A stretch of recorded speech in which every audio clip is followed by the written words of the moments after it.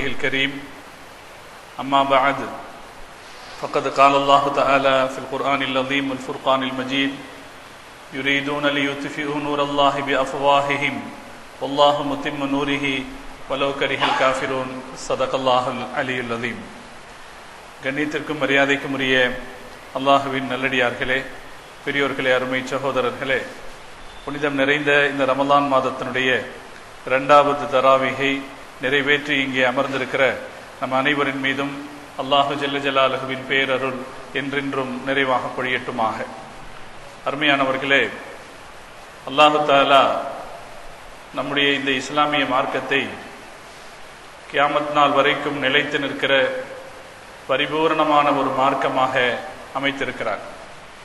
அதனால் இந்த மார்க்கத்திற்கு எதிராக செய்யப்படக்கூடிய முயற்சிகள் இது எவ்வளவு வலிமையானதாக இருந்தாலும் கூட அந்த முயற்சிகளை அல்லாஹ் தன்னுடைய மகத்தான திட்டத்தால் முறியடித்திருக்கிறான். எப்படி அல்லாஹ் முறியடித்திருக்கிறான் என்கிற இந்த வரலாறுகளை பார்த்தால் நாம் ஆச்சரியப்பட்டு விடுவோம். நமக்கெல்லாம் மிக தெரிந்த ஒரு செய்திதான். ஃபிரௌனுடைய வீட்டிலேயே அல்லாஹ் மூசா அலைஹிஸ்ஸலாம் அவர்களை வளர்த்தெடுத்தான். தீனை யார் அழித்துவிட வேண்டும் என்று துடித்து பெரும் சக்தியை பயன்படுத்தினார்களோ அவர்களுடைய வீட்டுக்குள்ளேயே ஈமானிய விதை வளர்ச்சியடைந்த வரலாற்றை நாம் பார்த்திருக்கிறோம். இதுபோல அன்றைக்கும் சரி இன்றைக்கும் சரி இஸ்லாத்தை எதிர்க்கிற என்னென்ன திட்டங்கள் எல்லாம் தீட்டப்படுகிறதோ அந்த திட்டங்கள் அத்தனையையும் அல்லாஹ் அவனுக்கே உரிய சாதுரியத்தின்படி முறியடித்திருக்கிறான் என்பதை ஏராளமான வரலாறுகளிலிருந்து நாம் பார்க்க இருக்கிறோம். இன்றைய இந்த ரமலானுடைய மாதத்திலே நாம் தேர்ந்தெடுத்திருக்கிற தலைப்பு, சேற்றில் முளைத்த செந்தாமரைகள் என்று நாம் தேர்ந்தெடுத்திருக்கிற தலைப்பு இதைத்தான் காட்டுகிறது. இஸ்லாத்தின் மாபெரும் எதிரிகளாக இருந்தவர்களுடைய வீடுகளுக்குள்ளேயே இஸ்லாத்தை அல்லாஹ் வளரச் செய்தான் என்கிற வரலாற்றை நாம் பார்க்க இருக்கிறோம். அந்த நபிகள் நாயகம் ஸல்லல்லாஹு அலைஹி வஸல்லம் அவர்களுடைய காலத்திலே இந்த தீனை எப்படியெல்லாம் எதிர்க்க முடியுமோ அப்படியெல்லாம் எதிர்த்தார்கள். பெருமானார் ஸல்லல்லாஹு அலைஹி வஸல்லம் அவர்களை ஏற்றுக்கொண்ட தொண்டர்களுக்கு தொல்லை கொடுத்தார்கள். சிலரை கொலை செய்தார்கள். பலருக்கு தாங்க முடியாத காயங்களையும் துக்கத்தையும் ஏற்படுத்தினார்கள். அது மாத்திரமில்லாமல் பெருமானாரை இழிவுபடுத்தக்கூடிய விஷயங்கள், காரியங்கள் என்ன செய்ய முடியுமோ அதையெல்லாம் செய்ய முயற்சி செய்தார்கள். அதே போல பெருமானார் ஸல்லல்லாஹு அலைஹி வஸல்லம் அவர்களுடைய பிரச்சாரத்தை முறியடிப்பதற்கு என்ன உத்திகளை கையாள முடியுமோ அந்த உத்திகளை எல்லாம் கையாண்டார்கள். வரலாறு நுதர் இப்னு ஹாரிஸ் என்பவரை காட்டுகிறது. திருக்குர்ஆனிலே அல்லாஹ் சொல்கிறான், வெளிநாடுகளுக்கு போய் கதைகளை வாங்கி கொண்டு வந்தவர் என்று குர்ஆன் அவரை பற்றி குறிப்பிடுகிறது.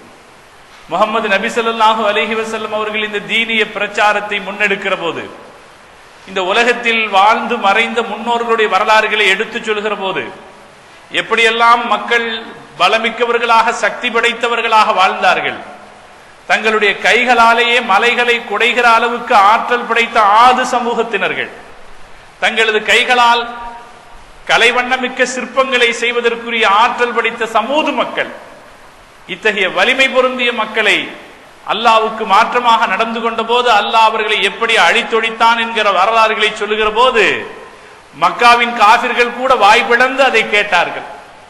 அப்படி கேட்டபோது இந்த கதைகளுக்குத்தானே மக்கள் அவர்கள் பின்னால் போகிறார்கள் என்று சில பேர் தவறாக நினைத்துக் கொண்டார்கள். அப்படி நினைச்சு கொண்டவரால் தான் நுதர் இப்னு ஹாரிஸ் என்கிறவன். அவன் இதற்காகவே வெளிநாட்டுக்கு போனான், சிரியாவிற்கு போனான், ரோமுக்கு போனான். சிரியாவிலும் ரோமிலும் இருக்கிற கதைகளை கேட்டு வந்தான், வாங்கி வந்தான். பல கதைகள் இருக்குமா இல்லையா? பல பழைய மன்னர்களுடைய வரலாறுகள், வீரர்களுடைய வரலாறுகள், சமூகங்களுடைய வரலாறுகள், அதைகளை எல்லாம் கேட்டு வந்தான். முஹம்மது நபி ஸல்லல்லாஹு அலைஹி வஸல்லம் அவர்கள் ஒரு சமூக மக்களிடத்திலே போய் உட்கார்ந்து அவர்களுக்கு அல்லாஹ்வை எடுத்து சொல்லி மார்க்கம் தருகிற எச்சரிக்கைகளை, குர்ஆன் விடுக்கிற எச்சரிக்கைகளை, பழைய வரலாறுகளை எல்லாம் எடுத்து சொல்லி எச்சரிக்கிற போது பெருமானார் ஸல்லல்லாஹு அலைஹி வஸல்லம் அவர்கள் சொல்வதை செவிதாழ்த்தி கேட்கிற அந்த மக்கள் கொஞ்சம் மனசுல பெருமானாரை பற்றி ஒரு இலகிய எண்ணம் வந்திருக்கிற போது ரசூல் ஸல்லல்லாஹு அலைஹி வஸல்லம் பேசி முடிச்சிட்டு அந்த இடத்தை விட்டு நகர்ந்த உடனே அந்த இடத்திற்கு வருவான் நுதர் இப்னு ஹாரிஸ். அவன் சொல்லுவான், முகம்மது சில கதைகளை உங்களிடத்திலே சொல்லிக் கொண்டு போனாரே, அதுவெல்லாம் சாதாரண கதைகள் தான். என்னிடத்தில் அதைவிட கவர்ச்சிகரமான கதைகள் இருக்கிறது என்று அந்த கதைகளை எடுத்து பேசுவான். ஒரு உதாரணத்திற்கு நான் இதை சொல்லி காட்டுகிறேன். பெருமானார் ஸல்லல்லாஹு அலைஹி வஸல்லம் அவர்களுக்கு எதிராக எப்படியெல்லாம் வேலை செய்திருக்கிறது. வெளிநாடுகளிலிருந்து கதைகளை வாங்கி கொண்டு வந்து பெருமானாருக்கு எதிராக பிரச்சாரம் செய்தார். ஆனால் இந்த பிரச்சாரங்கள் எடுபடவில்லை.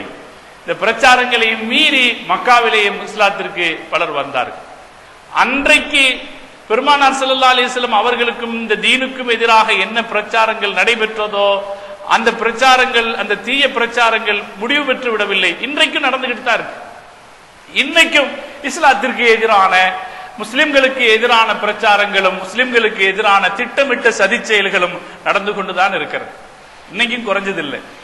1960களிலே சவுதி அரேபியாவிலே பெட்ரோல் கண்டுபிடிக்கப்பட்ட பிறகு, 1900களுடைய தொடக்க காலத்தில் சவுதியிலே பெட்ரோல் கண்டுபிடிக்கப்பட்ட பிறகு அமெரிக்காவிலிருந்து வருகிற நியூயார்க் டைம்ஸ் பத்திரிகை அந்த பெட்ரோல் வளம் கண்டுபிடிக்கப்பட்ட பிறகு சவுதிக்கு ஏற்பட்டிருக்கிற முக்கியத்துவத்தை பற்றி பேசுவதற்காக ஒரு கட்டுரை வெளியிட்டது. அந்த கட்டுரையினுடைய தலைப்பு at lost the mountain came to Muhammad. கடைசியிலே மலை முகம்மதிடத்திலே வந்துவிட்டது. இது தலைப்பு. இந்த கட்டுரைக்கு கீழே அவர்கள் என்ன சொல்லுகிறார்கள் என்றால், சவுதி அரேபியாவிலே பெட்ரோலியம் கண்டுபிடிக்கப்பட்டு விட்ட பிறகு உலக நாடுகள் எல்லாம் சவுதி இடத்தில் கையேந்த தொடங்கிவிட்டன. மன்னர் ஃபைசலின் அரண்மனை வாசலில் உலக நாடுகளின் தூதர்கள் எல்லாம் வரிசையில் தவம் கிடக்கிறார்கள். எங்களுக்கு இத்தனை கப்பல்கள் பெட்ரோல் வேண்டும் என்று, கச்சா எண்ணெய் வேண்டும் என்று தவம் கிடக்கிறார்கள். இதுதான் அவன் சொல்ல வந்த செய்தி. அவன் சொல்ல வந்த செய்தி இதுதான். ஆனால் இதை சொல்லுவதற்கு அவன் பயன்படுத்தின வார்த்தை என்ன தெரியுமா? At lost the mountain came to Muhammad. கடைசியிலே மலை முகம்மதிடத்திலே வந்து விட்டது. இது ஒரு வகையிலே பார்க்கிற போது உள்ளே இருக்கிற செய்தி அரபு நாட்டினுடைய பெருமையை பேசுகிற செய்தி என்றால், அதுக்கு அவன் சூடி இருக்கிறானே தலைப்பு, அந்த தலைப்பு இஸ்லாத்தை சிறுமைப்படுத்த வேண்டும் என்பதற்காகவே திட்டமிட்டு சூடிய குயுக்தியான தலைப்பு. இந்த தலைப்பு எங்கிருந்து வருகிறது என்றால், ஆங்கில இலக்கியவாதியில் சிறந்த இலக்கிய அறிஞராக கருதப்படுகிற பிரான்சிஸ் பேகன் ஆங்கில இலக்கியத்தில் தலை சிறந்த இலக்கியவாதி. ஒரு இயல்பு எப்படி ஆகிவிட்டது என்றால், ஆங்கில இலக்கியவாதிகளாக இடைக்காலத்தில் அறியப்பட்டவர்கள், சிலுவை போருக்கு பின்னால் இலக்கியவாதிகளாக அறியப்பட்டவர்கள் பலரும் எப்படி இருந்தார்கள் என்றால், இஸ்லாத்தை குறை சொன்னால்தான் மக்களிடத்திலே மதிப்பு பெற முடியும் என்ற நிலையிலே இருந்தார்கள். இஸ்லாத்தை இழித்தும் பழித்தும் பேசினால்தான் ஜனங்கள்கிட்ட மரியாதை கிடைக்கும் அப்படிங்கிற மாதிரி ஒரு நிலைமை இருந்துச்சு சிலுவை போர்களுக்கு பின்னாலே. அதனால் உலகத்தின் புகழ்பெற்ற அறிஞர்களாக, கவிஞர்களாக இருந்த பலரும் அவங்களால முடிஞ்ச வகையிலெல்லாம் இந்த தீனை சிறுமைப்படுத்துவதற்கும் காயப்படுத்துவதற்கும் முயற்சி செய்திருக்கிறாங்க. பிரான்சிஸ் பேகனும் அப்படி ஒரு முயற்சி செய்திருக்கிறார். பிரான்சிஸ் பேகனுடைய 12 கட்டுரைகள் அடங்கிய ஒரு தொகுப்பு இருக்கிறது. அதிலே ஆஃப் போல்ட்னஸ் அப்படின்ற தலைப்பில் ஒரு கட்டுரை எழுதுகிறார். அந்த கட்டுரையில முகமது நபி ஸல்லல்லாஹு அலைஹி வஸல்லம் அவர்களுடைய வரலாற்றை பேசுவதாக நினைத்து கொண்டு அவர் எழுதுகிறார். அவர் எழுதுறாரு, மக்காவிலே முகம்மது தன்னுடைய நம்பிக்கையாளர்களை, தன்னை விசுவசிக்க கூடியவர்களை அழைத்தார். எல்லாரும் வாங்க அப்படின்னு கூப்பிட்டாராம். அவர் எழுதுகிறார், முகம்மது மக்களை அழைத்தார், எல்லோரும் வாங்க, நான் இப்போது இங்கிருந்து அந்த மலையை என் பக்கத்திலே வருமாறு கூப்பிடுவேன். அந்த மலை என் பக்கத்திலே வரும். மலை வந்ததென்றால் அந்த மலைக்கு மேலே ஏறி நின்று நாம் எல்லாம் தொழுவோம் என்று முகம்மது சொன்னார். அவருடைய பேச்சை கேட்டு அவருடைய தொண்டர்களும் மற்றவர்களும் அவருக்கு பக்கத்தில் ஒன்று கூடினார்கள். எல்லோரும் வந்து நின்ற பிறகு முகம்மது ஒரு முனையிலே நின்று கொண்டு மலையை அழைத்தார். மலையே வா என்று அழைத்தார். ஒரு தடவை அழைத்தார், அது வரவில்லை. 2 தடவை அழைத்தார், அது வரவில்லை. 3ஆம் தடவையும் அழைத்தார், மலை வரவில்லை. மலை வராத போது முகம்மது சொன்னார், மலை நம்மிடத்தில் வராவிட்டால் என்ன, நாம் மலைக்கு பக்கத்தில் போய்விடுவோம் என்று முகம்மது சொன்னார் என்று ஒரு கதை எழுதியிருக்கிறார். யாரு? Francis Bacon. இதைத்தான் தலைப்பாக வைத்திருக்கிறார்கள். அட்லாஸ்ட், கடைசியிலே மலை முகம்மதிடத்திலே வந்துவிட்டது என்று தலைப்பாக இந்த கதையை பின்னணியாக வைத்துத்தான் இந்த தலைப்பை சூடியிருக்கிறார்கள். இப்ப பிரான்சிஸ் பேகன் ஒரு புகழ்பெற்ற அறிஞன், இலக்கியவாதி. அவனுடைய சமூகத்தை திருப்திப்படுத்துவதற்காக வேண்டி கொஞ்சமும் ஆதாரம் இல்லாத, கொஞ்சமும் பொருந்தாத ஒரு கதையை முஹம்மது ரசூலுல்லாஹி ஸல்லல்லாஹு அலைஹி வஸல்லம் அவர்கள் மீது இட்டுக்கட்டி சொன்னான். இந்த தொடர் என்னாகல, இது முடிவடையில, நடந்து கொண்டேதான் இருக்கிறது. அன்றைக்கு எப்படி இஸ்லாத்திற்கு எதிரான முஹம்மது ரசூலுல்லாஹி ஸல்லல்லாஹு அலைஹி வஸல்லம் அவர்களுக்கு எதிரான நடவடிக்கைகள் நடந்துச்சோ அதே போல இன்றைக்கும் நடந்து கொண்டுதான் இருக்கிறது. அப்படி நடக்கிற போது அதிலே நாம் என்ன ஆச்சரியத்தை பார்க்கிறோம் என்றால், இந்த உலகத்தில் யார் இஸ்லாத்தை எதிர்க்கிறார்களோ அவர்களை இஸ்லாமிய எதிரியாக பார்ப்பதில்லை. நீங்களும் நானும் புரிந்து கொள்ள வேண்டிய பெரிய பாடம் இது. யார் இஸ்லாத்தை எதிர்த்தாலும் அவர்களை இஸ்லாம் எதிரிகளாக பார்ப்பதில்லை. இந்த உரையினுடைய தலைப்பின் காரணமே இதுதான். நம்முடைய பார்வை விசாலப்பட வேண்டும், நம்முடைய சிந்தனை விரிவடைய வேண்டும், நம்முடைய நடைமுறையிலும் போங்கிலும் ஒரு மாற்றம் ஏற்பட வேண்டும். யாரெல்லாமோ இஸ்லாத்தை எதிர்த்திருக்கிறார்கள், எப்படியெல்லாமோ இஸ்லாத்தை எதிர்த்திருக்கிறார்கள், ஆனால் இஸ்லாம் யாரையும் தன்னுடைய கடைசி எதிரியாக பார்த்ததே கிடையாது. எங்கெல்லாம் வாய்ப்பு கிடைக்கிறதோ அவர்களை எல்லாம் நம்முடைய நண்பர்களாக்கிக் கொள்ள வேண்டும் என்றுதான் இஸ்லாம் நினைத்திருக்கிறது. அருமையானவர்களே, ஹிஜ்ரி 7வது வருஷம், ஹிஜ்ரி 6வது வருஷம் ஹுதைபியா உடன்படிக்கைக்காக முஹம்மது ஸல்லல்லாஹு அலைஹி வஸல்லம் அவர்கள் மக்காவுக்கு வெளியே ஹுதைபியா என்கிற இடத்திலே பாளையம் அமைத்து தங்கி இருக்கிறார்கள். லுஹர் தொழுகிறார்கள். பக்கத்திலே இருந்து ஹாலித் இப்னு வலீதினுடைய தலைமையிலே இருக்கிற மக்காவின் குதிரைப்படையினர்கள் இதை பார்த்து கொண்டிருக்கிறார்கள். லுஹர் தொழுவதை பார்த்து கொண்டிருக்கிறவர்கள் ஹாலிதுக்கு கடைசி நேரத்தில் ஒரு யோசனை தோன்றுகிறது. அடடா, ஒரு நல்ல சந்தர்ப்பத்தை நாம் தவற விட்டுட்டோமே, முஹம்மது தொழுது கொண்டிருக்கிற போது அவர் மீது தாக்கி அவரை நாம் கொலை செய்திருக்கலாமே, தவற விட்டு விட்டோமே என்று அவர் யோசிக்கிறார். அவருடைய மனசுக்குள்ளே ஒரு சிந்தனை ஓடுகிறது. சரி, இப்போது போனால் என்ன, அடுத்து இன்னும் கொஞ்ச நேரத்தில் அவர்கள் அடுத்த தொழுகைக்கு ஆயத்தமாகிற போது நாம் அவரது தலையை கொய்துவிட வேண்டும் என்ற தீர்மானத்தோடு ஹாலித் இப்னு வலீத் அந்த இடத்திலே காத்துக் கொண்டிருக்கிறார். அசர் தொழுகையினுடைய நேரம் வருகிறது. இதற்கிடையே எல்லாவற்றையும் அறிந்த கருணைமிக்க ரஹ்மான் அல்லாஹ், எல்லாமே தெரியாத அவனுக்கு, அல்லாஹ் இந்த ரெண்டுக்கு இடையில, லொஹருக்கும் அசருக்கும் இடையில முஸ்லிம்களுக்கு ஒரு புதிய சட்டத்தை அல்லாஹ் அறிவித்தான். யுத்த காலத்தில் தொழுகிற நடைமுறை என்ற ஒரு சட்டத்தை அறிவித்தான். ஃபிக்ஹ் சட்ட நூல்களில் பார்த்தீர்கள் என்றால் இது இருக்கும். ஸலாத்துல் ஹவுஃப், அச்ச நேர தொழுகை என்ற ஒரு தொழுகை இருக்கும்.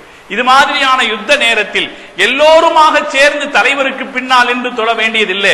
ஒரு சாரார் தலைவருக்கு பின்னால் என்று தொழுவார்கள், மற்றொரு சாரார் பாதுகாப்பு பணியிலே ஈடுபடுவார்கள். இவர்கள் தொழுகையை முடித்துக் கொண்டு சென்ற பிறகு அவர்கள் வந்து தொழுவார்கள். இப்படி ஒரு திட்டத்தை அல்லாஹ் அறிவித்தான் இந்த லுஹருக்கும் அசருக்கும் இடைப்பட்ட நேரத்தில். இது ஹாலித் இப்னு வலீதுக்கு தெரியாது. அவர் எதிர்பார்த்து கொண்டிருக்கிறார், அசர் நேரம் வரப்போகிறது, அவர்கள் தொழுகிற போது முஹம்மதின் கதையை முடித்து விட வேண்டும் என்று அவர் எதிர்பார்த்து கொண்டிருக்கிறார். ஆனால் அல்லாஹ்வுடைய நாட்டப்படி முஹம்மது ஸல்லல்லாஹு அலைஹி வஸல்லம் அவர்கள் அந்த அசர் நேரத்தில் தொழுவதற்கு முன்னால் பாதுகாப்புக்கான அரணை ஏற்படுத்தி வைத்திருந்தார்கள். ஹாலித் இப்னு வலீதினுடைய உள்ளம் கிளியால் பயத்தால் பிடித்துக் கொண்டது, பயம் பிடிச்சுக்கிச்சு. நம்ம போட்ட திட்டம் முகம்மதுக்கு தெரிஞ்சிருச்சு. அவர் அப்படி நினைக்கிறார், நம்ம போட்ட திட்டம் முகம்மதுக்கு தெரிஞ்சிருச்சு, அவர் நபியாக இருக்கிறார், அவருக்கு தெரிந்து விட்டது, அதனால் தான் இப்படி ஒரு ஏற்பாட்டை செய்திருக்கிறார் என்று தெரிந்து கொண்டார். அதற்கு பிறகு அடுத்த வருஷம் முஹம்மது ஸல்லல்லாஹு அலைஹி வஸல்லம் அவர்கள் ஹுதைபியா உடன்படிக்கையில் இருந்த நிபந்தனைகளுக்கு ஏற்ப அடுத்த வருஷம் ஸல்லல்லாஹு அலைஹி வஸல்லம் அவர்கள் மக்காவுக்கு தவாஃபுக்காக வந்த நேரத்தில் இங்கே இருக்கக்கூடாது, நாம முஹம்மதை கொலை செய்வதற்கு திட்டமிட்டோம்னு அவருக்கு தெரிஞ்சிருச்சு, எனவே இங்கே இருக்கக்கூடாது, நாம வெளியே போயிடலாம் என்று அவர் நினைத்தார். அவர் நினைத்தார் தன்னை இஸ்லாத்தின் பெரிய எதிரியாக அவர் நினைத்தார், நம்மை முஹம்மது பெரிய எதிரியாக கருதுவார் என்று நினைத்தார். ஆனால் முஹம்மது ரசூலுல்லாஹி ஸல்லல்லாஹு அலைஹி வஸல்லம் அவர்கள் ஹுதைபியா உடன்படிக்கையின் விளைவாக கிடைத்த அந்த 7ஆம் ஆண்டுக்கான உம்ராவை செய்து கொண்டிருக்கிற போது, உம்ராவு அப்படியே தவாஃப் சுத்திக்கிட்டே இருக்கும் போது ஹாலித் இப்னு வலீதினுடைய அண்ணன் பக்கத்துல வந்தார். தவாஃப் சுத்திக்கிட்டே இருக்கும்போது அவங்க அண்ணன் பக்கத்துல வந்தாரு. அவர்கிட்ட கேட்டார், ஸல்லல்லாஹு அலைஹி வஸல்லம் அவர்கள் கேட்டார்கள், எங்க ஹாலித் என்று கேட்டார். அவர் சொன்னாரு, நம்ம இங்க வர்றோம்னு தெரிஞ்சு ஊரை காலி பண்ணிட்டு அவர் வெளியே எங்கேயோ போயிட்டார். அந்த நேரத்திலே முஹம்மது ஸல்லல்லாஹு அலைஹி வஸல்லம் அவர்கள் சொன்னார்கள், மா மித்லு ஹாலிதின் யஜ்ஹலுல் இஸ்லாம், ஹாலிதை போன்றவர்கள் எப்படி இந்த தீனுக்கு வராமல் இருக்கிறார்கள், ஹாலிதை போன்றவர்கள் எப்படி இந்த தீனுக்கு வராமல் இருக்கிறார்கள். வலவ் கான ஜஅல நிகாயத்தஹு வலவ் கான ஜஅல நிகாயத வஹ்தஹு மஅல் முஸ்லிமீன் அலல் முஷ்ரிகீன், அவர் தன்னுடைய பங்கை இஸ்லாத்தின் பக்கமாக வைத்திருப்பார் என்றால் அவருக்கு நாம் உயர்ந்த அந்தஸ்துக்களை வழங்கி இருப்போம் என்று முஹம்மது ஸல்லல்லாஹு அலைஹி வஸல்லம் அவர்கள் சொன்னார். அவங்க அண்ணன் இந்த வாசகத்தை ஒரு கடிதத்தில் எழுதி முஹம்மது ஸல்லல்லாஹு அலைஹி வஸல்லம் உன்னை பத்தி இப்படி சொன்னாங்க என்று ஒரு கடிதத்தில் எழுதி காலித் இப்னு வலீத் இடத்திலே சேர்ப்பித்து விடுங்கள் என்று சொல்லிவிட்டு அவர் மக்காவை விட்டு மதீனாவுக்கு வந்து விட்டார். எல்லோரும் மதீனாவுக்கு வந்து விட்டார்கள். இந்த கடிதத்தை காலித் இப்னு வலீத் ரலியல்லாஹு தஆலா அவர்கள் பார்த்தார்கள். அடுத்த நிமிஷத்தில் இஸ்லாத்தை ஏற்பதற்காக மதீனாவுக்கு நோய்க்கு வந்து விட்டார். போன வருஷம் முஹம்மது ஸல்லல்லாஹு அலைஹி வஸல்லம் அவர்களை கொன்றுவிட வேண்டும் என்று தீர்மானம் செய்தவர் ஒரு வார்த்தையிலே மனம் மாறி இந்த தீனுக்கு வந்துட்டாரு. நான் எதற்காக உங்களுக்கு நினைவுபடுத்துகிறேன் என்றால், இந்த மார்க்கம் யாரையும் எதிரியாக பார்ப்பதில்லை. முஹம்மது நபி ஸல்லல்லாஹு அலைஹி வஸல்லம் அவர்கள் யாரையும் எதிரியாக பார்க்கிற ஒரு எண்ணத்தை முஸ்லிம்களுக்கு தரவில்லை. எல்லோரையும் நம்மவர்களாக ஆக வேண்டும் என்று நினையுங்கள். அவர்கள் நம்மவர்களாக, அதுதான் நல்ல சிந்தனை. இது ஆதிக்கம் சார்ந்த விஷயம் அல்ல, நலன் சார்ந்த விஷயம். நான் ஆதிக்க வெறியுள்ளவர்கள் தான் என்ன நினைப்பாங்க, என்னை எதிர்க்கிறவன் இருக்கக்கூடாது என்று நினைப்பார்கள். என்னை எதிர்க்கிறவர்கள் இருக்கக்கூடாது, அவர்கள் அழிந்துபட வேண்டும்னு யார் நினைப்பாங்க? யார் ஆதிக்க வெறி பிடித்தவர்களாக இருக்கிறார்களோ அவர்கள் தான் நினைப்பார்கள். முஹம்மது ஸல்லல்லாஹு அலைஹி வஸல்லம் அவர்கள் சீர்திருத்தவாதி. முஸ்லிம்கள் எல்லோரும் சீர்திருத்தவாதி. அல்லாஹ் முஸ்லிம்களுக்கு கொடுத்திருக்கிற வேலை என்னன்னா, அவர்கள் சீர்திருத்தவாதிகள். யஅமுரூன பில் மஅரூஃப் வ யன்ஹவுன அனில் முன்கர், நல்லதை சொல்லவும் கெட்டதை தடுக்கவும் அல்லாஹ் தேர்ந்தெடுத்திருக்கிற சமுதாயம் முஸ்லிம் சமுதாயம். இந்த சமூகத்தினுடைய மனோநிலையில என்ன இருக்கணும்னா, ஆதிக்கம் செய்கிற, அடாவடித்தனம் செய்கிற, ஆக்கிரமிக்கிற எண்ணம் இந்த சமூகத்திற்கு இருக்கக்கூடாது. சீர்திருத்துகிற எண்ணம் தான் இருக்கணும். எல்லாரும் நம்ம மக்களாகணும், எல்லோரும் நம்மவர்களாக ஆகணும் என்று நாம் நினைக்கணும். அப்படி நினைத்தோம் என்றால், எங்கே இந்த தீனுக்கு எதிரான மிகப்பெரிய எதிர்ப்புகள் வருகிறதோ அங்கிருந்தே அல்லாஹ் இந்த தீனுக்கான ஆதரவு தளத்தை உருவாக்குவான். அங்கிருந்தே இந்த தீனுக்கான ஆதரவானவர்களை அல்லாஹ் கொண்டு வருவான் என்பதுதான் நாம் இந்த வரலாறுகளின் வழியாக பார்க்க இருக்கிற செய்தி. அருமையானவர்கள், இன்றைய தினம் நாம் இக்ரிமத் இப்னு அபி ஜஹல் ரலியல்லாஹு தஆலா அன்ஹு அவர்களை பற்றி பேச இருக்கிறோம்.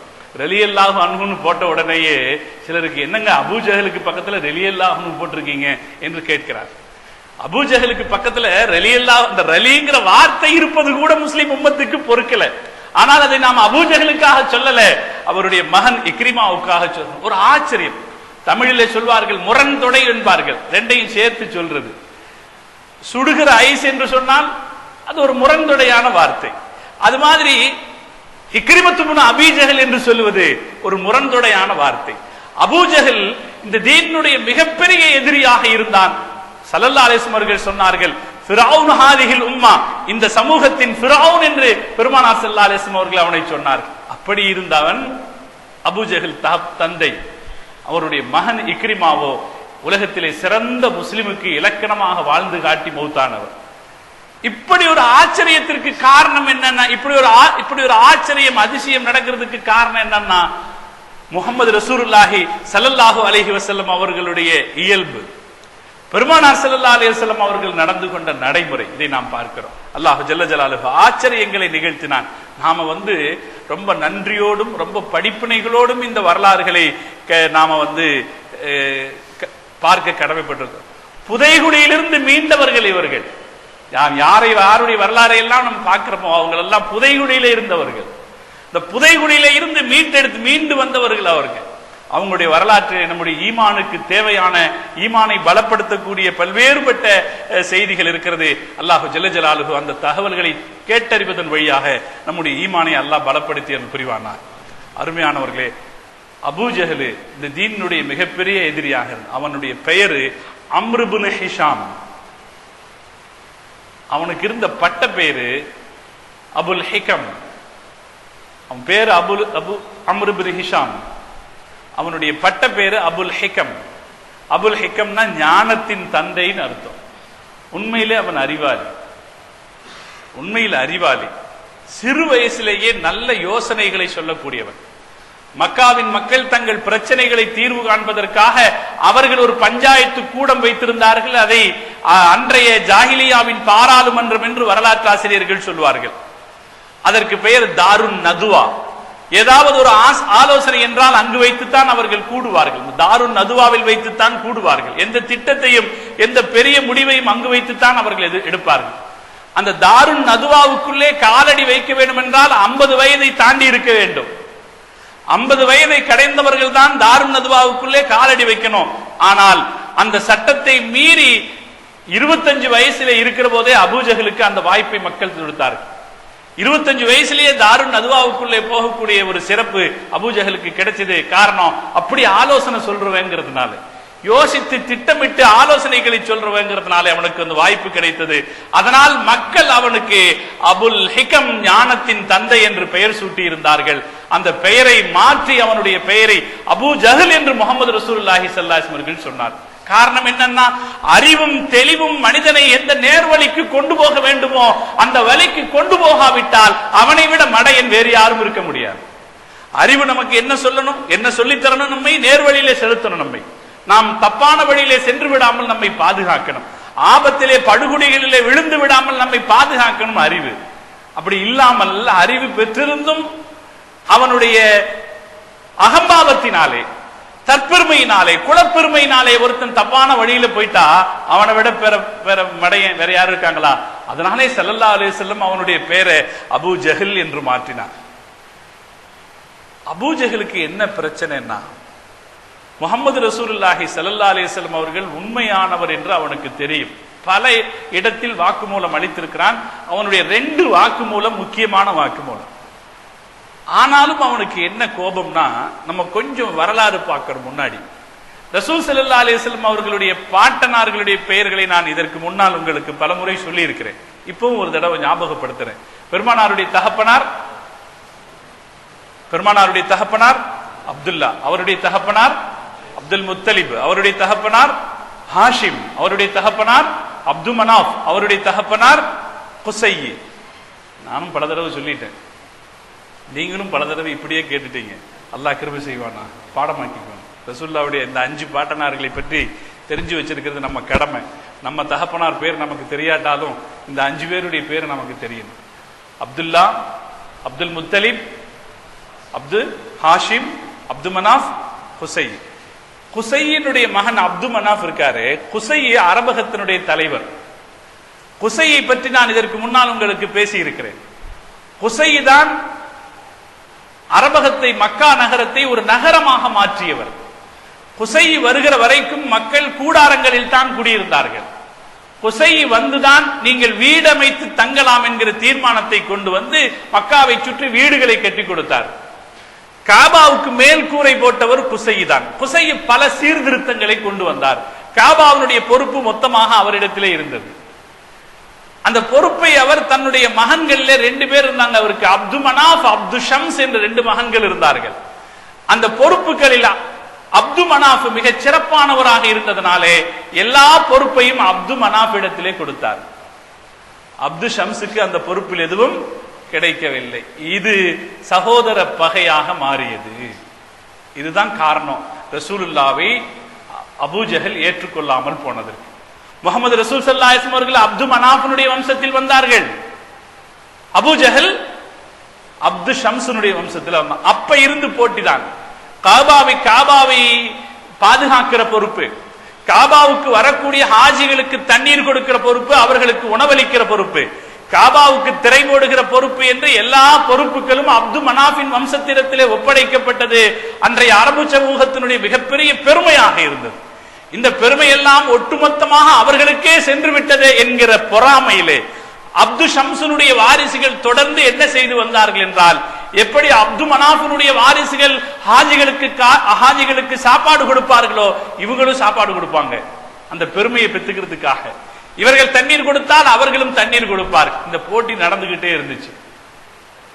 ஸல்லல்லாஹு அலைஹி வஸல்லம் அவர்களை நபியாக ஏற்றுக்கொண்டால் அபூ ஜஹல் சொன்னான் ஒரு இடத்துல, நபி ஸல்லல்லாஹு அலைஹி வஸல்லம் அவர்கள் முஹம்மது பின் இஸ்ஹாக் அறிவிக்கிற ஒரு அறிவிப்பிலே அஹ்னஸ் பின் ஷுரைக் என்பவர் அபூ ஜஹல் இடத்திலே கேட்கிறார், நீ என்ன சொல்கிறாய்? யா அபல் ஹிகம் அக்பிர்னி அன் முஹம்மதின் அஸாதிகுன் ஹுவ அம் காதிபுன்.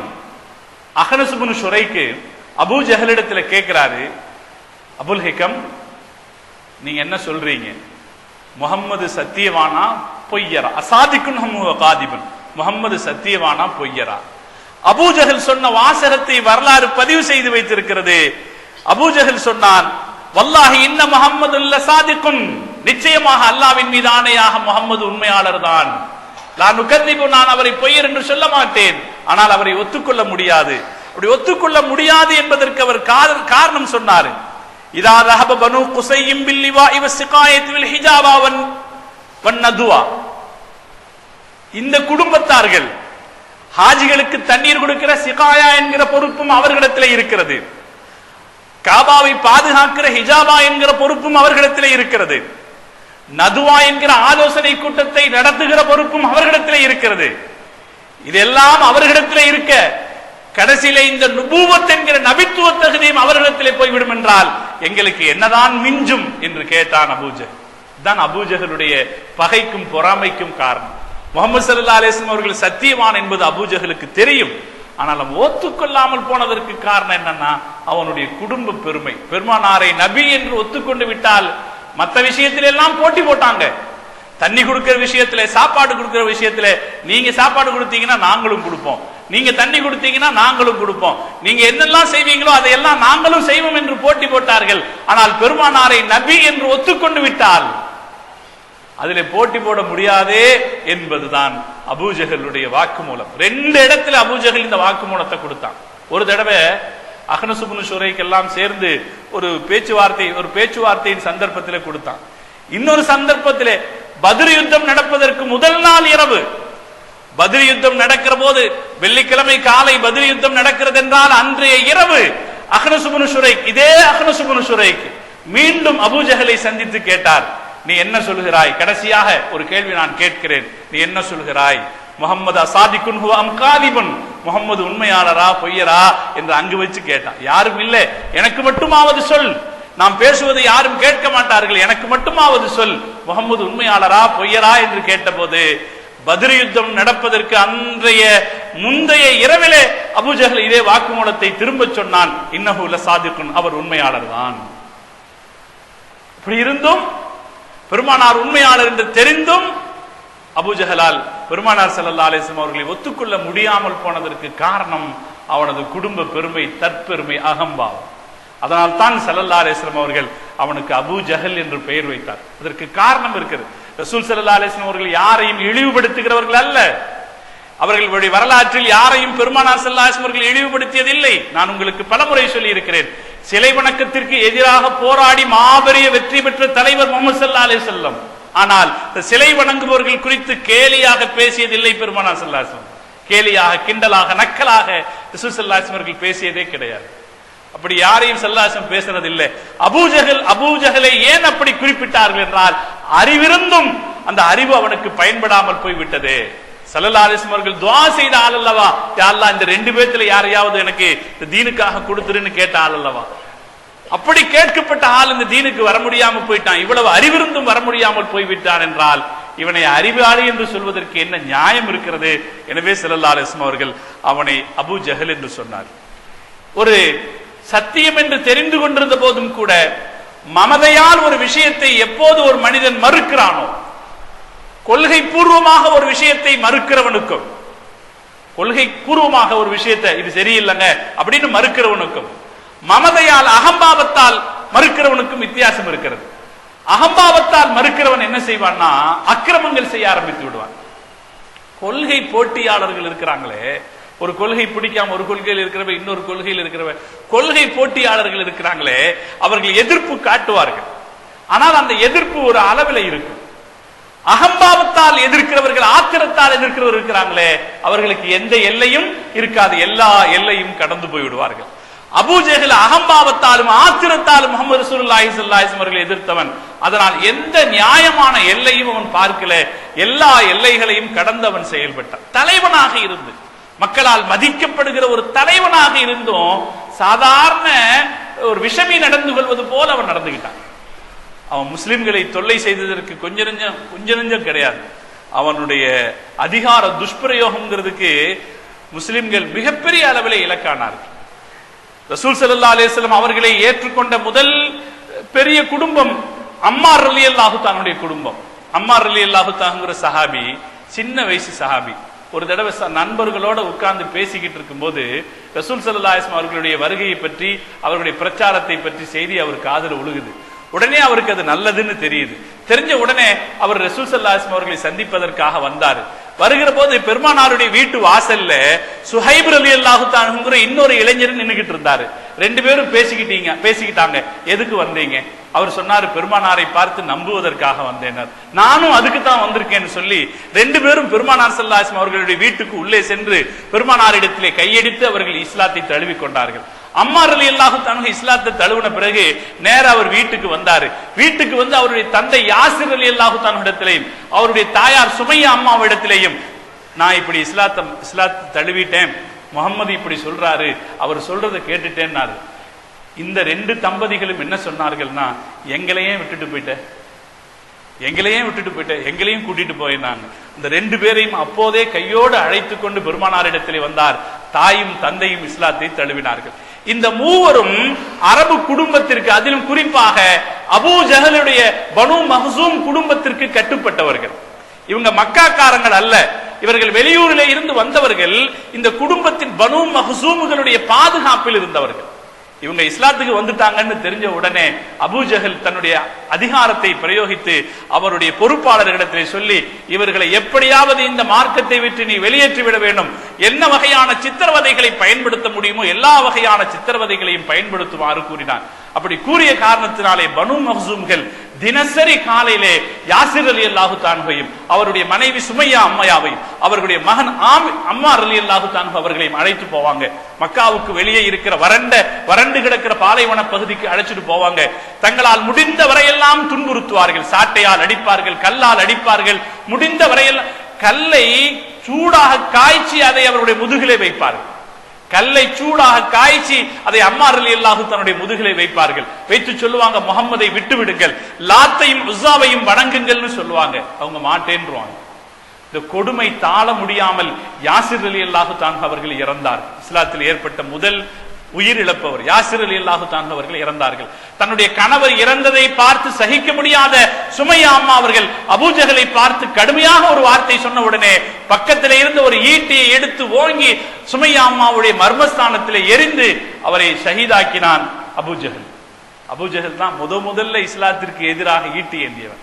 சுமையா அம்மா அவருடைய மர்மஸ்தானத்திலே அதை எரிந்து அவரை ஷஹீதாக்கியவர். சுமையா அம்மா தான் இந்த தீனிலே முதல் ஷஹீது. ஒரு பெண்மணி தான் இந்த தீனுக்காக முதல் ஷஹீதாக ஆனவர். அவரை ஷஹீதாக்கினார். தந்தையும் தாயும் கொல்லப்பட்ட காட்சியை அம்மார் ரலியல்லாஹு தஆலா அவர்கள் பார்த்து கொண்டிருக்கிறாங்க. அவங்க ரெண்டு பேர் அவர் பக்கத்துல போய் நின்று அவன் கேட்டான், உனக்கும் இந்த கதி ஆகணுமா, உனக்கும் இந்த கதி ஆகணுமா, இல்ல நீ எங்கள் கடவுளை பாராட்டுகிறாயா வாழ்த்துகிறாயா என்று கேட்டான். லாத்தையும் உஸ்ஸாவையும் வாழ்த்துகிறாயா என்று கேட்டார். அம்மார் ரலியல்லாஹு தஆலா அவர்கள் தங்களுடைய தாயும் தந்தையும் இழந்த அந்த சோகத்திலே பரிதவிப்பில் என்று கொண்டிருந்தவங்க என்ன சொல்றதுன்னு தெரியல, நான் லாத்தையும் உஸ்ஸாவையும் பாராட்டுகிறேன்னு சொல்லிட்டாங்க. சொன்ன உடனே அவன் கட்டுக்களை அவிழ்த்து விட்டான். அந்த கட்டுக்களை அவிழ்த்து விட்ட உடனே நடந்த விஷயத்தை பெருமானார் ஸல்லல்லாஹு அலைஹி வஸல்லம் சொல்லுவதற்காக ஓடோடி வந்தார்கள். வந்தபோது ஸல்லல்லாஹு அலைஹி வஸல்லம் கேட்டாங்க, என்ன நல்ல செய்தி கொண்டு வந்திருக்கியா கெட்ட செய்தி கொண்டு வந்திருக்கியான்னு கேட்டாங்க. பெருமானாருக்கு தெரியும் இங்கே நடந்து கொண்டிருக்கிற இந்த சித்திரவதை ரசூல் ஸல்லல்லாஹு அலைஹி வஸல்லம் அவர்களுக்கு தெரியும். இது தினசரி ஒரு காட்சியாக இருப்பது பெருமானாருக்கு தெரிந்தே இருந்தது. தினசரி பெருமானார் ஸல்லல்லாஹு அலைஹி வஸல்லம் அவர்கள் அங்கே வருவார்கள். இந்த சித்திரவதை நடக்கிற இடத்தை பார்ப்பார்கள். தன்னுடைய கொள்கையை ஏற்றுக்கொண்ட காரணத்தினாலே இவர்கள் அனுபவிக்கிற கொடுமையை பார்த்து ஒன்றும் செய்ய முடியாத இயலாமையிலே ஸல்லல்லாஹு அலைஹி வஸல்லம் அவர்களுக்கு பக்கத்திலே போய் சொல்வார்கள், சபரன் ஆல யாசிர் குடும்பமே பொறுமையாக இருங்கள், ஃபைன்ன மௌஇதகுமுல் ஜன்னah, நீங்க உங்களுக்கும் எனக்கும் வாக்களிக்கப்பட்டிருக்கிற இடம் சொர்க்கம் என்று ஸல்லல்லாஹு அலைஹி வஸல்லம் சொல்லிட்டு போவாங்க. அதுதான் அவங்களால முடிஞ்சது.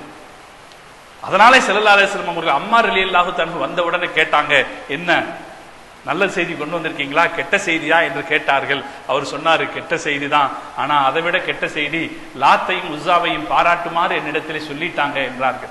ரசூல் ஸல்லல்லாஹு அலைஹி அவர்கள் கேட்டார்கள், உன் இதயம் என்ன சொல்லுகிறது என்று கேட்டார்.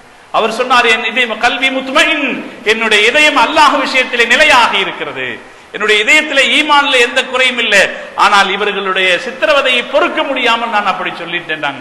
ஸல்லல்லாஹு அலைஹி சொன்னாங்க, அப்படி என்றால் அதில் தப்பில்லை, நிர்பந்த நிலையிலே உயிருக்கு பயந்து இப்படி சொல்லிவிட்டால் அதில் தப்பில்லை என்று அவங்க சொன்னாங்க. சொல்லி முடிச்ச அடுத்த கணம் அல்லாஹ் குர்ஆனில் இருந்து ஒரு வசனத்தை இறக்கினான். இப்படி ஒரு நிர்பந்தப்படுத்தப்படுகிற நிலையிலே இப்படி ஒரு வார்த்தையை சொன்னால் அதில் தப்பில்லை என்ற ஒரு வசனத்தை இறக்கினான். ரசூல் ஸல்லல்லாஹு அலைஹி வஸல்லம் அதுக்கப்புறம் சொன்னாங்க, இனிமேல் இப்படி நடந்தாலும் நீங்கள் இப்படி சொல்லுங்கள் தப்பில்லை என்றார். அம்மார் இப்னு யாசிர் ரலியல்லாஹு தஆலா அவர்களுடைய குடும்பத்திற்கு நேர்ந்தது. இப்படி ஒரு குடும்பம் ரெண்டு குடும்பம் அல்ல, அன்றைக்கு இஸ்லாத்தை தழுவி இருந்த ஒவ்வொருவரையும் அபூ ஜஹல் இப்படி சித்திரவதை செய்தார். ஜின்னீரா ரலியல்லாஹு தஆலா வரலாற்றிலே ரொம்ப ரொம்ப நெகிழ்ச்சியான ஒரு பாத்திரம் ஜின்னீரா அம்மா. ஜின்னீரா அம்மா அவனுடைய அடிமை பெண். அவங்க ஒரு ரோம் தேசத்திலிருந்து வந்த அடிமை. அவர்கள் ஆரம்பத்திலேயே இஸ்லாத்தை ஏற்றுக்கொண்டு விட்டார். அல்லாஹ் ஹிதாயத்தை கொடுத்தான், அடிமையாக இருந்து இஸ்லாத்தை ஏற்றுக்கிட்டாங்க. தன்னுடைய அடிமையே இஸ்லாத்தை ஏற்றுக்கொண்டதை அபூஜஹலால் பொறுத்துக் கொள்ள முடியல. அதனால் அவன் அடித்தான், சாட்டையால் அடித்தான், கை ஓய்கிற வரைக்கும் அடித்தான். கை ஓய்கிற போது சொன்னான், நான் அடிக்கிறது என்னால அடிக்க முடியல, அதனால நான் அடிக்கிறதை நிறுத்துறேன் என்று சொன்னான். கை ஓய்கிற வரைக்கும் அடித்தான். அப்படி அடித்த காரணத்தினாலே அவர்களுக்கு ஏற்பட்ட வேதனை, அளவு கடந்த வேதனை ஏற்பட்டது. ஒரு கட்டத்தில் அவர்களுடைய பார்வை போயிடுச்சு. அவன் அடிச்ச அடியில ஒரு கட்டத்தில் அவங்களுடைய பார்வை போயிட்டது. பார்வை போன சமயத்தில் அபூஜஹல் அந்த அம்மாவை பார்த்து சொன்னான், இன்னல் லாத் வல் உஸ்ஸா ஃபஅலா பிகி ஹாதா யா ஜின்னீரா. லாத்து உஸ்ஸாவினால் தான் உனக்கு இப்படி ஏற்பட்டிருக்கிறது. லாத்து உஸ்ஸாவை நீ மறுத்தாய் அல்லவா, அதனால் தான் பெண் பார்வை போயிடுச்சு என்று சொன்னான். அப்படி சொன்ன போது அந்த அடி வாங்கிய நிலையிலேயும் கூட அந்த வீர பெண்மணி சொன்னார், ஒமா யுத்ரி அல்லாத்து வல் உஸ்ஸா மை யஅபுதுஹுமா மிம்மன் லா யஅபுதுஹுமா. நீ எந்த லாத்து உஸ்ஸாவை சொல்றியோ அதுக்கு தன்னை வணங்குறது யாருன்னு தெரியாது, வணங்காம இருக்கிறது யாருன்னு தெரியாது. ஜின்னீரா அம்மா அந்த நிலையிலையும் சொன்னார்கள். அந்த அடி வாங்கி கண் பார்வை போயிருந்த நிலையிலையும் சொன்னார்கள், நீ எந்த லாத்து உஸ்ஸாவை சொல்கிறாயோ அவைகளுக்கு தன்னை வணங்குவரையும் தெரியாது, வணங்காமல் இருப்பவனையும் தெரியாது என்று சொல்லிவிட்டு அவர்கள் சொன்னார்கள், ரப்பி சுப்ஹானஹு காதிருன் அலா அன் யருத்த அலைய பஸரி. என்னுடைய ரப்பு என்னுடைய பார்வையை திரும்ப தர சக்தி படைத்தவன் என்று சொன்னார்கள். அடுத்த நாள் காலையிலே அவர்கள் பார்வை பெற்றவராக ஆனார்கள். அன்றைய பொழுது போல அவங்க கண்ணு தெரியாதவங்களா இருந்தாங்க. அடுத்த நாள் காலையிலே அவர்கள் பார்வை பெற்றவராக ஆன போது அபூஜஹல் சொன்ன வார்த்தை அங்க என்ன சொன்னான்னா, அந்த அம்மாவுக்கு பார்வை தெரிஞ்சவுடனே அபூஜஹல் சொன்னான், ஹதா சிஹ்ருன் முஸ்தமிர். இது முஹம்மதுனுடைய மந்திரம் சொன்னான். இது முஹம்மதுனுடைய மந்திரம் என்று அதை பெருமானாருடைய மந்திரமாக சொன்னான். அந்த இடத்திலேயும் கூட அவன் தன்னை திருத்திக் கொள்வதற்கான வாய்ப்பாக அதை பயன்படுத்திக் கொள்ளல. இது போல சஹாபாக்களில் எத்தனை பேர் இஸ்லாத்தை தழுவி இருந்தார்களோ அவர்கள் அத்தனை பேரையும் அவன் துன்புறுத்தினான். ஒருத்தரை துன்புறுத்துறதுக்கும் தயங்கல.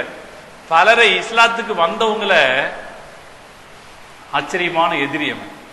இஸ்லாத்துக்கு வந்தவங்களை அவங்க வீடு தேடி போய் அவங்க பக்கத்துல உட்கார்ந்து பேசியே திருப்பி இருக்கான். நான் இதற்கு முன்னாலும் ஒருவரை சொல்லி இருக்கிறேன், உக்பத் இப்னு அபி முஐத்.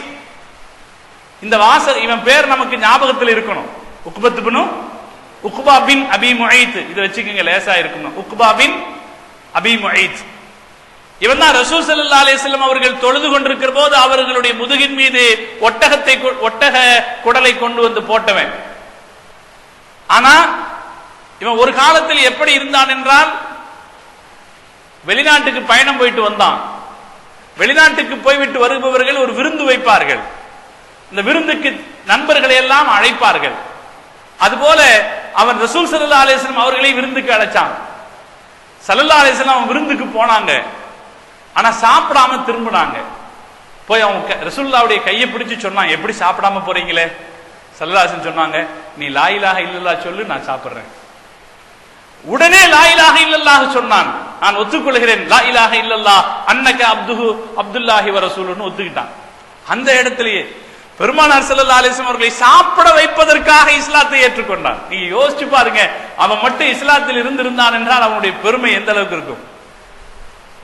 அவன் இஸ்லாம் ஆனது தெரிஞ்ச உடனே அபூஜஹல் அவன் வீட்டுக்கு போய் அவன் பக்கத்துல போய் உட்கார்ந்து, நீ என்ன பொட்டையன் ஆயிட்டியா? அபூஜஹல் பேசுற பேச்சே இப்படித்தான் இருக்கு. நீ என்ன பொட்டையன் ஆயிட்டியா? ஒரு வார்த்தையில மயங்கிட்டியா? அப்படி என்று அவனை பேசி கொஞ்ச நேரத்தில் அவனுடைய இஸ்லாத்திற்கு வந்திருந்தவனை இஸ்லாத்தை விட்டு வெளியேறுமாறு செய்தான். உக்பத் இப்னு அபி முஐத்தை இஸ்லாத்தை விட்டு வெளியேறுமாறு செய்தான். இதே போல வலீத் இப்னு முகீரா, இந்த பேரெல்லாம் நமக்கு தெரியணும். இஸ்லாத்தின் எதிரிகளிலே குறிப்பிடத்தகுந்த எதிரி வலீத் இப்னு முகீரா. ஆனா ரொம்ப நல்ல ஆளு, ரொம்ப நல்ல ஆளு, பெரிய தயால சிந்தனை உள்ளவன். அவர் சொல்லுவார், வலீத் இப்னு முகீரா சொல்லுவார், ஹாஜிகளுக்காக ஒரு அடுப்பு எரிய வேண்டும், அதுவும் என்னுடைய அடுப்பாகத்தான் இருக்க வேண்டும். வலீத் இப்னு முகீரா சொல்வார், அரபு நாட்டில் வேறு யாரும் அடுப்பு எரிக்க கூடாது, ஹாஜிகளுக்கான அடுப்பு ஒரு அடுப்பு எரிய வேண்டும், அதுவும் என்னுடைய அடுப்பாகத்தான் இருக்கணும்னு சொல்லுவார். வரக்கூடிய ஹாஜிகள் அத்தனை பேருக்கும் தன்னுடைய சொந்த செலவுல உணவு கொடுப்பார். ரைஹானுல் குரைஷ், குறைஷிகளின் வசந்தம் என்று வலீத் இப்னு முகீராவை சொல்லுவாங்க.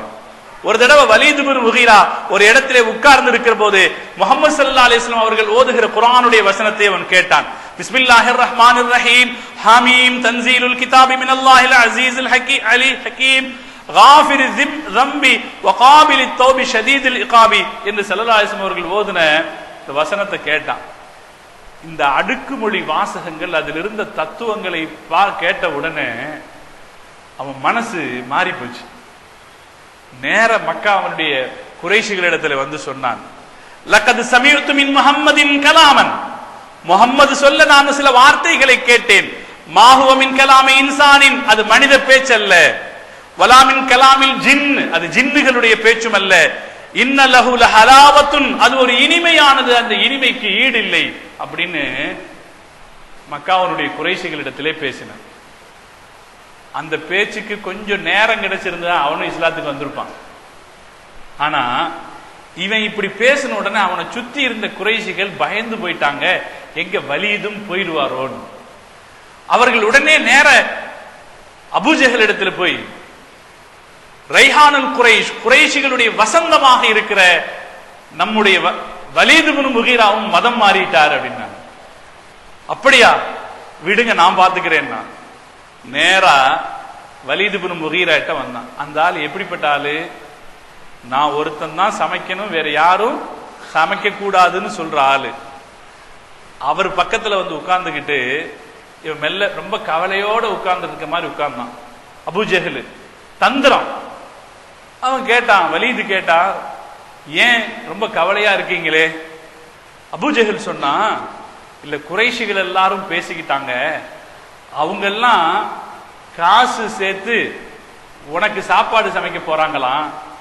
சாப்பாட்டுக்காக வேண்டித்தான், முஹம்மது போடுற எச்சத்துக்காக வேண்டித்தான் நீங்க இந்த மதம் மாற போறதாக அவங்க எல்லாம் பேசிக்கிறாங்கன்னா.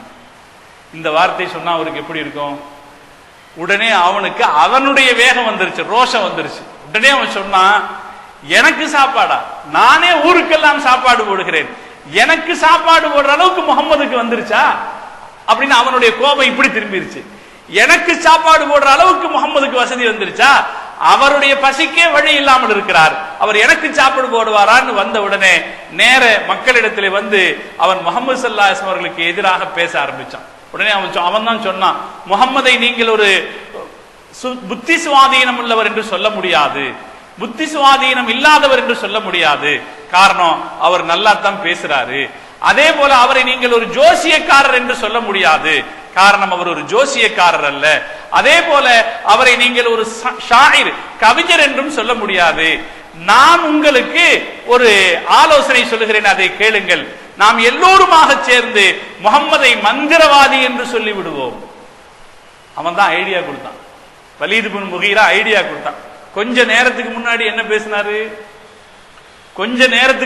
என்ன பேசினாரு? முகம்மது கிட்ட இருந்து நான் ஒரு வாசகத்தை கேட்டேன், அது மாதிரி அது மனித சொல்லாக இருக்க முடியாது, ஜின் வார்த்தையாக இருக்க முடியாதுன்னு பேசினாலு அடுத்த கொஞ்ச நேரத்தில் எப்படி பேசிட்டான்? முகம்மதை இப்படியெல்லாம் சொல்ல முடியாது, முகம்மதை பற்றி சொல்வதற்கு நான் ஒரு வாசகம் தருகிறேன், முகம்மதை மந்திரவாதி என்று சொல்லுங்கள், அவர்தான் நம்மையும் நம்முடைய பிள்ளைகளையும் பிரிக்கிறார்,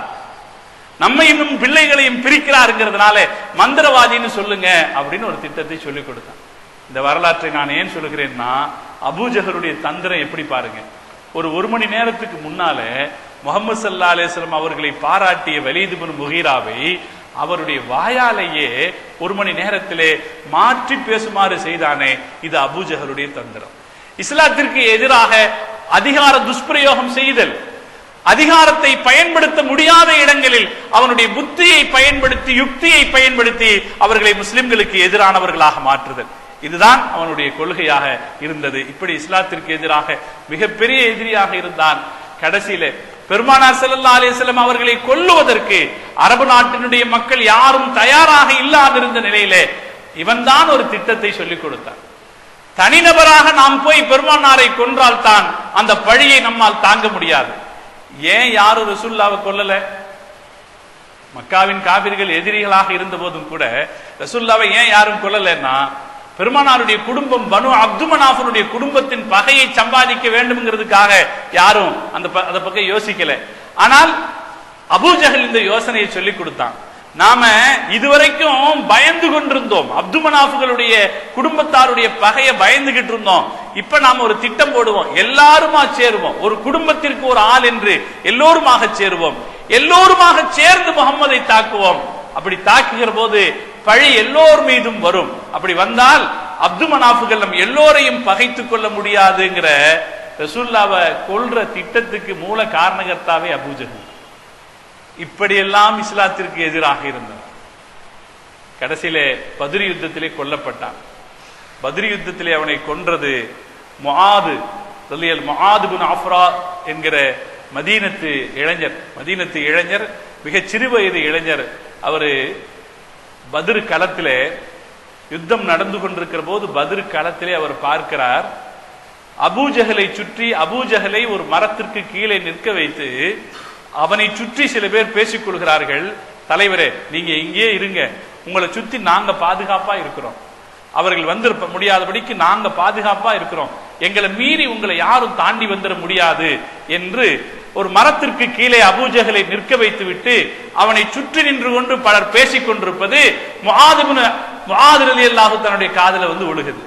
அவர் யோசிக்கிறாரு, அப்படியா, அதையும் நான் பார்த்துறேன்னு அந்த கூட்டத்திற்கு உள்ளேயே புகுந்து, அந்த கூட்டத்தை தாண்டி உள்ளே புகுந்து அபூஜஹலை ஓங்கி வெட்டினார். போன வேகத்துல தலைக்கு விழ வேண்டிய கத்தி கால்ல விழுந்துருச்சு. அவன் கால் துண்டாகி கீழே விழுந்தது. உடனே அதை பார்த்து விட்டு இக்ரிமத்து பின் அபீ ஜஹல், எந்த இக்ரிமாவை பற்றி நாம் பேசுகிறோமோ இதே இக்ரிமா, தந்தையின் கால் துண்டிக்கப்பட்டிருக்கிற காட்சியை பார்த்துட்டு வேகமாக ஓடி வந்து அவர் முஆதை வெட்டினார். முஆது ரலியல்லாஹு தன்னுடைய கையில் வெட்டுப்பட்டு துண்டாகி எப்படி தொங்கிக் கொண்டிருந்தது. முஆது ரலியல்லாஹு தன்ஹு அந்த தொங்கிக் கொண்டிருக்கிற கையோடு போரிட முடியாமல், அந்த கையை பிக்கவும் முடியாமல், தன் காலுக்கு கீழே அந்த கையை வைத்து உடலை ஒரு முறை இழுத்தார். கை கீழே தனியாக கழண்டு விழுந்துச்சு. அதுக்கப்புறம் யுத்தத்துக்கு போனார். அதோடு அவருடைய சகோதரர் வந்து கால் வெட்டப்பட்டு கிடக்கிற நிலையில மக்கள் எல்லோரும் முஸ்லிம்கள் அபூஜஹலை சூழ்ந்து கொண்டிருக்கிற போது முஅவ்வித் என்பவர், முஆது முதல்ல வெட்டினாரு, கால் துண்டாச்சு. முஅவ்வித் என்பவர் அவனுடைய அபூஜஹலுடைய நெஞ்சிலே ஈட்டியை பாய்ச்சினார். அபூஜஹல் குற்றூரும் குலையுருமாக கீழே விழுந்தான். அவனை அதுக்கு மேல காப்பாற்ற முடியாம அந்த இடத்தை விட்டு ஓடி வந்துட்டாரு இக்ரிமா.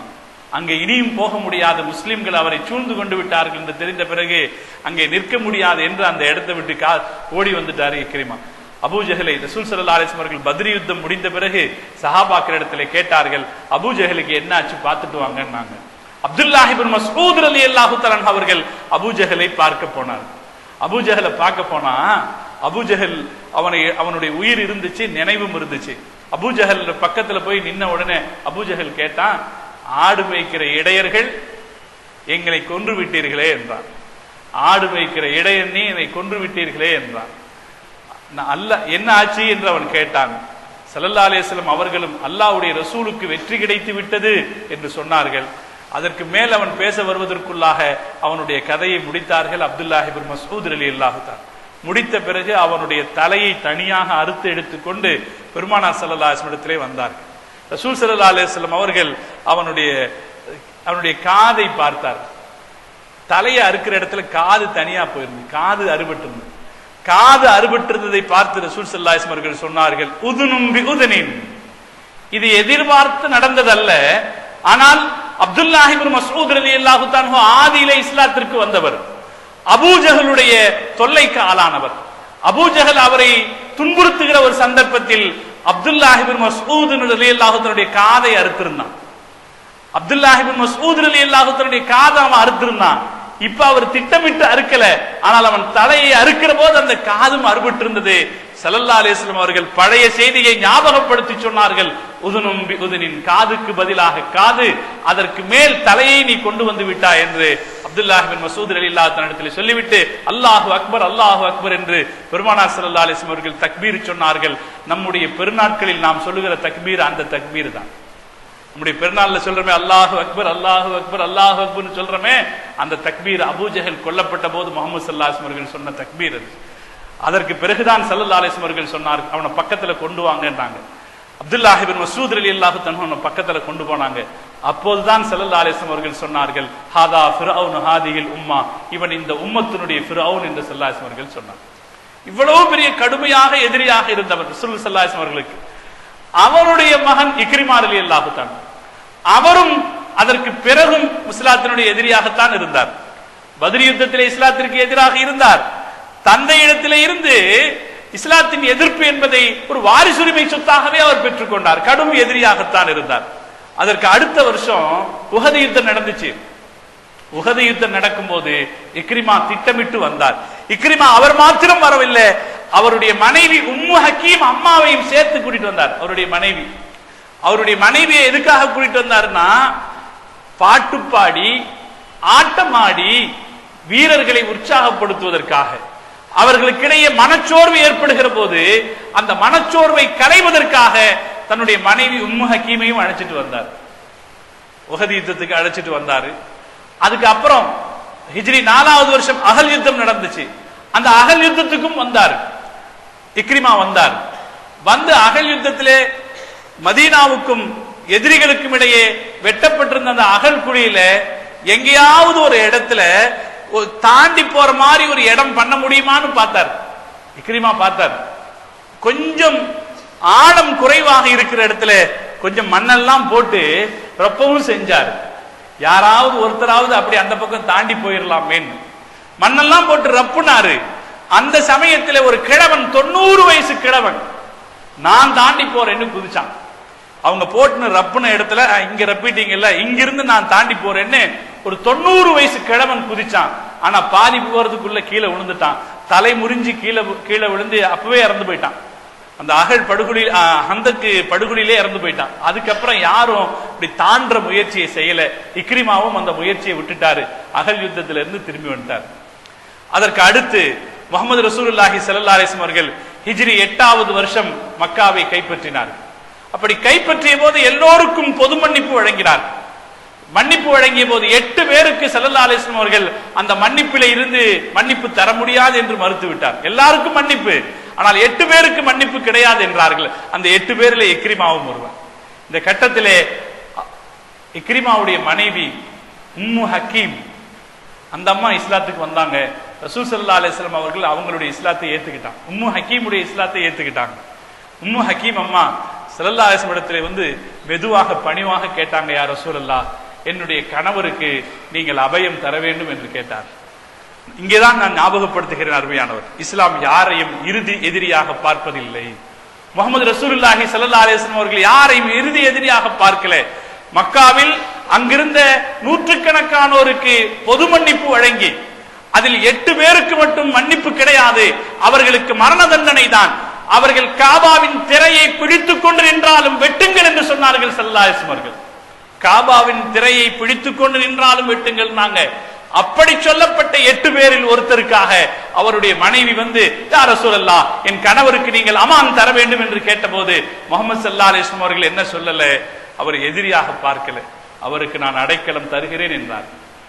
உடனே இந்த செய்தியை எடுத்துக்கொண்டு உம்மு ஹக்கீம் அம்மா தன் கணவரை தேடுகிறார். அப்போதான் செய்தி கிடைச்சது, அவர் எப்பவோ கிளம்பி போயிட்டாரு, இங்க இருந்தா நாம் தப்பிக்க முடியாது என்று கருதி அவர் கிளம்பி போயிட்டாருன்னாங்க. ஜித்தா வரைக்கும் தேடி வந்தார்கள். ஜித்தாவுக்கு தேடி வந்தால் அங்கே செய்தி கிடைக்கிறது, இப்பதான் ஒரு கப்பல்ல அவர் கிளம்பி போயிருக்கிறாருன்னு செய்தி கிடைக்குது. உம்மு ஹக்கீம் அம்மா ஒரு படகை வாடகைக்கு அமைத்து அவனிடத்துல வேகமா அந்த கப்பலை நோக்கி போங்கிறாங்க. அந்த கப்பலோடு சென்று தன்னுடைய படகை மோதவிட்டு அவருடைய கணவரை அழைத்து, பெருமானார் ஸல்லல்லாஹு அலைஹி வஸல்லம் அவர்கள் உங்களுக்கு அடைக்கலம் தந்திருக்கிறார்கள், வாருங்கள் என்று அழைத்து வந்தார். வாருங்கள் என்று அழைத்து கீழே அவரையும் சேர்த்து அழைத்துக் கொண்டு ஜித்தாவின் கரைக்கு வந்த பிறகு 2 பேருமாக வருகிற போது கணவனும் மனைவியும் பல நாட்கள் பிரிந்திருக்கிறார்கள். பிரிந்திருக்கிற சந்தர்ப்பத்திலே கணவராக தன் மனைவியை அணுகுகிறார் இக்ரிமா. உம்மு ஹக்கீம் அம்மா முஸ்லிமா இருக்கிறாங்க, அவங்க சொன்னாங்க, நீங்க இஸ்லாமாவது வரைக்கும் என்னை தொட முடியாது என்று சொல்லிவிட்டார். தன் கணவரை அழைத்து வந்தார்கள். ரசூல் ஸல்லல்லாஹு அலைஹி வஸல்லம் முன்னிலையிலே நிறுத்தினார்கள். பெருமானார் ஸல்லல்லாஹு அலைஹி வஸல்லம் அவர்கள் அபூஜஹலுடைய மகன் இக்ரிமாவுடைய ஈமானை ஏற்றுக்கொண்டார். இக்ரிமா ரலியல்லாஹு தஆலா அவர்களாக மாறினார். இஸ்லாத்தின் எதிரியாக இருந்தவர் இக்ரிமா ரலியல்லாஹு தஆலா மாறினார். அதற்கு பிறகு அவர் இந்த தீனுக்கு செய்த சேவை அளப்பெரியது. அதுதான் நாம பார்க்கிறோம். அப்படி ரசூல் ஸல்லல்லாஹு அலைஹி வஸல்லம் அவர்கள் எதிரியை எதிரியாக பார்க்காமல் அவரை வரவேற்ற போது இந்த தீனுக்கு அவர் செய்த சேவை அளப்பெரிய சேவைகளை செய்தார். ஸல்லல்லாஹு அலைஹி வஸல்லம் அவர்கள் வஃபாத்தான பிறகு அபூபக்கர் சித்திக் ரலியல்லாஹு தஆலா அவருடைய காலத்திலே ஜகாத் தர முடியாது என்று சொல்லி ஒரு சாரார் இஸ்லாத்தை விட்டு வெளியேறிய போது அந்த முர்த்தத்துகளுக்கு எதிரான போராட்டத்தில் மிக தீவிரமாக பங்காற்றினார். அதற்கு பிறகு இஸ்லாமிய போர்களில் எல்லாம் அவர் மிக தீவிரமாக பங்காற்றினார். அப்படி வந்த ஒரு போர் தான் எர்மூக் என்கிற யுத்தம். எர்மூக் யுத்தம் இஸ்லாத்தின் விரோதிகளாக முஸ்லிம்களாக இருந்து இஸ்லாத்தின் விரோதிகளாக மாறிவிட்டவர்களோடு எர்மூக் யுத்தத்திலே அவர் பங்காற்றுகிறார். அவர் யாருடைய தலைமையிலே பங்காற்றினார் என்றால் ஹாலித் இப்னு வலீதினுடைய தலைமையிலே பங்காற்றுகிறார். அப்படி பங்காற்றுகிற போது ஒரு சந்தர்ப்பத்தில் தன் கையிலே ஒரு வாளை ஏந்தி கொண்டு எதிரிகளுடைய அணிக்குள்ளே அவர் வேகமாக போகிறார். தன்னந்தனியாக அவர் போகிற போது அதை பார்த்து பயந்து ஹாலித் இப்னு வலீத் ரலியல்லாஹு தஆலா யார் ஹாலித் இப்னு வலீத் ரலியல்லாஹு தஆலா அவர்கள் போய் ஒரு பக்கத்துல போய் சொல்றாங்க, நீங்க இப்படி செய்வது சரியல்ல, உங்களுக்கு பாதுகாப்பல்ல, உங்களுக்கு ஏதாவது ஏற்பட்டு விட்டால் முஸ்லிம்களுக்கு அது பெரும் துக்கமாக மாறிவிடும் என்று சொன்னபோது இக்ரிமா ரலியல்லாஹு தஆலா சொன்னார்கள், ஹாலிதே என்ன சொல்லுகிறீர்கள்? நான் லாத்து உஸ்ஸாவுக்காக போராடிய போது என்னை தடுக்காதவர்கள், நான் லாத்து உஸ்ஸாவுக்காக போராடிய போது என்னை தடுக்காதவர்கள், நான் முஹம்மதுக்காக போராடுகிற போது ஏன் என்னை தடுக்கிறீர்கள்? விடுங்கள் என்னை என்று சொல்லிவிட்டு திரும்ப வந்தவர் மக்களை அழைத்தார். ஹாலித் இப்னு வலீத் ரலியல்லாஹு தஆலாவுடைய கூடாரத்திற்கு வாசல்லையே நின்று கொண்டு, யாரெல்லாம் தங்கள் உயிரை துறக்க சம்மதிக்கிறீர்களோ என்னோடு வாருங்கள், இந்த படைப்பிரிவுகளுக்குள்ளே நாம் உள்ளே புகுந்து விளையாடுவோம், வாருங்கள் என்று கூப்பிட்டார். 400 பேர் அவரோடு போக தயாரானார்கள். அந்த 400 பேர்களோடு அவர் அந்த படைப்பிரிவுகளுக்குள்ளே நுழைந்தார். அவர் அங்கே ஷஹீதாக்கப்பட்டார். இக்ரிமா ரலியல்லாஹு தஆலா அவர்கள் ஷஹீதாக்கப்பட்டார்கள். வரலாறு அந்த காட்சியை காட்டுகிறது. நீங்களும் நானும் மறக்க முடியாத ஒரு காட்சி இந்த யுத்தத்திலே தான். இக்ரிமா ரலியல்லாஹு தஆலா அவர்கள் ஷஹீதாக்கப்பட்டு கிடக்கிறார்கள்.